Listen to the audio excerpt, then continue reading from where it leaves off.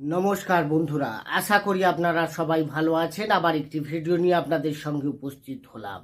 আজকের বিষয়বস্তু কর্কট রাশির জন্য খুবই গুরুত্বপূর্ণ, কারণ আজকে যে বিষয় নিয়ে আলোচনা করব তা হলো কর্কট রাশির ক্ষেত্রে 2025 থেকে 2030 পর্যন্ত এই 5 বছরে কি কি ঘটনা আপনার জীবনে ঘটবে। হ্যাঁ বন্ধুরা, কারণ কর্কট রাশির জাতক জাতিকা তো বহু রয়েছে, তো প্রশ্ন এক একজনের এক এক রকম থাকে। কারো কেরিয়ার ওরিয়েন্টেড কোনো প্রশ্ন রয়েছে, কেউ অনেকদিন ধরেই চাকরি খুঁজছেন কিন্তু চাকরি পাচ্ছেন না। এই 5 বছরের মধ্যে কোন সময়টা আপনার চাকরির জন্য খুব সুখকর? এছাড়া আপনার এই সময়ের মধ্যে কোনো বিজনেস কোনো সমস্যা আসছে কি না, বা আপনার কোনো হেলথ ওরিয়েন্টেড কিছু সমস্যা এই মধ্যে আসছে, বা ভালো কিছু খবর সেটা পজিটিভ হতে পারে বা নেগেটিভ, এক্স্যাক্ট যদি আপনাদের কাছে আমি জানাবো। কারণ গ্রহের স্থিতি কি রকম থাকবে এই 5 বছরে, তো সেই অনুযায়ী আপনি কি কি আপনার জীবনে গুরুত্বপূর্ণ ঘটনা ঘটতে চলেছে সেটাই আজকের আলোচনার বিষয়বস্তু। বন্ধুরা, তাই যারা কর্কট রাশির জাতক বা জাতিকা রয়েছেন, ভিডিওটি কিন্তু মনোযোগ সহকারে প্রথম থেকে শেষ অবধি দেখুন। দেখার পর যদি আপনার ভালো লাগে, পারলে চ্যানেলটিকে সাবস্ক্রাইব করে আমাদের সঙ্গে থাকতে পারেন। সাবস্ক্রাইব করলে পাশে থাকা বেল আইকনটি অবশ্যই প্রেস করে রাখবেন, কারণ এই ধরনের ভিডিও নোটিফিকেশন তাহলে পরবর্তীকালে আপনি সহজে পেয়ে যাবেন। আসিমেন আলোচনায়। তাহলে যখন 2025 শুরু হবে, প্রথমে দেখে নেব বৃহস্পতি, কারণ বৃহস্পতি 1 বৎসর করে এক একটা রাশিতে অবস্থান করে থাকে। তো বৃহস্পতি মে 2025 থেকে শুরু করে 26শে মে 2026 মে পর্যন্ত, তাহলে মে 25 আর থেকে 26-25 এই যে সময়ের মধ্যে কিন্তু বৃহস্পতির গোচর থাকবে আপনার দ্বাদশ ভাবে। দ্বাদশ ভাব মানেই হচ্ছে খরচের ঘর। বৃহস্পতি মানেই হচ্ছে আপনার আর্থিক কিছু খরচ এই সময় বাড়বে। এছাড়া ধর্মীয় যাত্রা করতে কোথাও বাইরে বিদেশে যেতে গিয়ে কিছু খরচা, এটাও কিন্তু দেখাচ্ছে এই সময়। এছাড়া আপনার কিছু হেলথ ওরিয়েন্টেড, বিশেষ করে খাওয়া দাওয়ার উপরে তো আপনাকে বিশেষ নজর রাখতে হবে, কারণ এই সময় হেলথের কিছু সমস্যা আসতে চলেছে। আপনার লিভার ফাংশন থেকে সমস্যা হতে পারে, ডায়াবেটিস, কিছু ফ্যাট রিলেটেড কিছু সমস্যা, এগুলো কিন্তু আপনাকে একটু সাবধানে এগোতে হবে।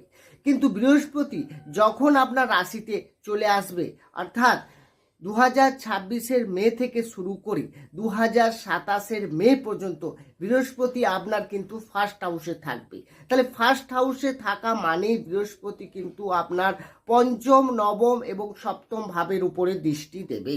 তাহলে আপনার রাশিতে থাকা মানেই আপনার মধ্যে পজিটিভ চিন্তা ভাবনাগুলোকে বাড়াবে এবং আপনার ইচ্ছা শক্তিকে বাড়িয়ে দেবে, আপনার ইমিউনিটি সিস্টেমকে বাড়িয়ে দেবে।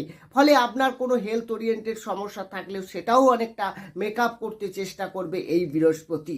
পঞ্চমে দৃষ্টি মানে পঞ্চম থেকে আমরা সন্তান, অর্থাৎ কোনো যদি কেউ ফ্যামিলি প্ল্যানিংয়ের দিকে এগোন, সেই সব কর্কট রাশির জাতক জাতিকাদের কিন্তু ফ্যামিলি প্ল্যানিংটাও খুব ভালো হবে এই সময়।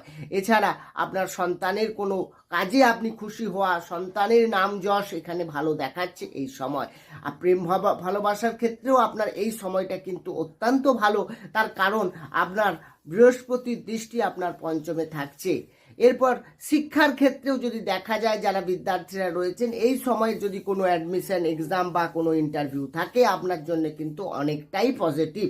বৃহস্পতির দৃষ্টি আপনার সপ্তম ভাবে থাকছে এই সময়। তাহলে সপ্তম ভাব থেকে আমরা কি বিচার করি? আপনার বিবাহিত জীবন বা বিবাহ। তাহলে যাদের বিয়ে হচ্ছে না, সেই সব কর্কট রাশির ক্ষেত্রে অনেক দিন ধরে চেষ্টা করছেন, বারবার বাধা আসছে, তাদের ক্ষেত্রে এই সময়টা কিন্তু অনেক ভালো। এবং বিয়ে অলরেডি যাদের হয়ে গেছে, তাদের বিবাহিত জীবনেও কিন্তু এই সময় সুখ শান্তি আসতে চলেছে। এবং আগে কোনো সমস্যা থাকলে, মিসআন্ডারস্ট্যান্ডিং থাকলে, সেগুলোও কিন্তু এই সময় মিটে যাওয়ার একটা সম্ভাবনা রয়েছে। নবম ভাবে বৃহস্পতির দৃষ্টি থাকছে এই সময়, তার মানে ভাগ্যের উন্নতি, পিতার সঙ্গে আপনার সম্পর্ক বা পিতার স্বাস্থ্যেরও উন্নতি এই সময়টা দেখাচ্ছে। এরপর বৃহস্পতি আপনার মে 27 থেকে মে 28 পর্যন্ত থাকছে আপনার সেকেন্ড হাউসে। তাহলে সেকেন্ড হাউস মানে বাণী, ওখানে আপনি কথাবার্তাতে আপনি অনেককে ইমপ্রেস করতে পারবেন, বিশেষ করে লাভ রিলেশন, বিশেষ করে যারা সেলস ওরিয়েন্টেড কেরিয়ারের সঙ্গে যুক্ত আছে বা বিজনেসের ক্ষেত্রেও আপনার এখানে কাস্টমারদের ডিলিংয়ের ক্ষেত্রেও আপনার খুব ভালো, এবং আপনার কথায় অনেকে শুনবে এবং আপনার সেই কাজটাও সাকসেস হতে চলেছে। এছাড়া কুটুম্ব পরিজনদের সঙ্গে রিলেশনগতভাবেও এই সময়টা ভালো দেখাচ্ছে।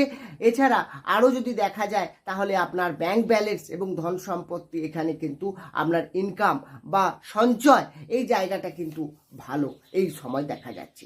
এরপর বৃহস্পতি গোচর করে যাবে থার্ড হাউসে।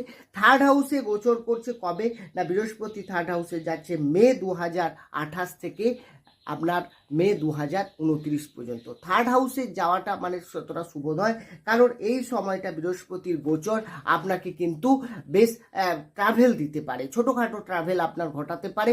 অনলাইন যারা কাজের সঙ্গে যুক্ত আছে তাদের ক্ষেত্রে কিন্তু এই সময়টা অনেক বেটার। এছাড়া আপনি কোনো ছোটোখাটো ট্যুর ট্রাভেলও এই সময় করতে পারেন।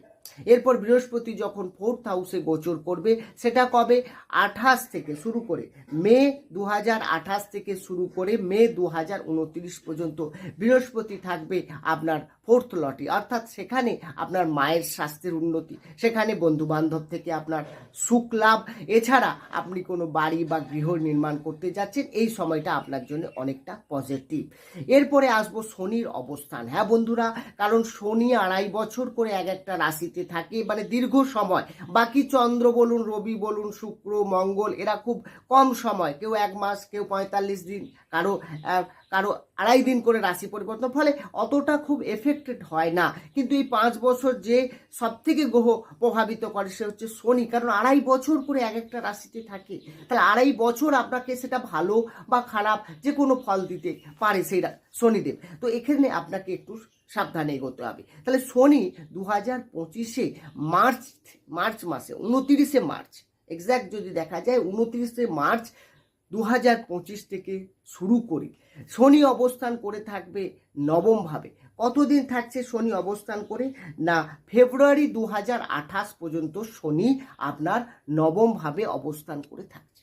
তাহলে ভাগ্যে শনি অবস্থান করা মানেই হচ্ছে আপনার, কারণ সপ্তমপতি শনি, তার মানে আপনার লাইফ পার্টনারের হেলথের উন্নতি, আপনার লাইফ পার্টনারের কেরিয়ারের উন্নতি, তার পার্সোনাল লাইফে উন্নতি, তাহলে তার ডেভেলপ এখানে বেটার অবশ্যই থাকছে। তার সঙ্গে সঙ্গে আপনার কি ঘটবে না, আপনার ভাগ্যে কিছুটা বাধা আসতে পারে, কারণ নবমে শনি আপনার কিন্তু ভাগ্য উন্নতিতে একটু দেরি করাবে।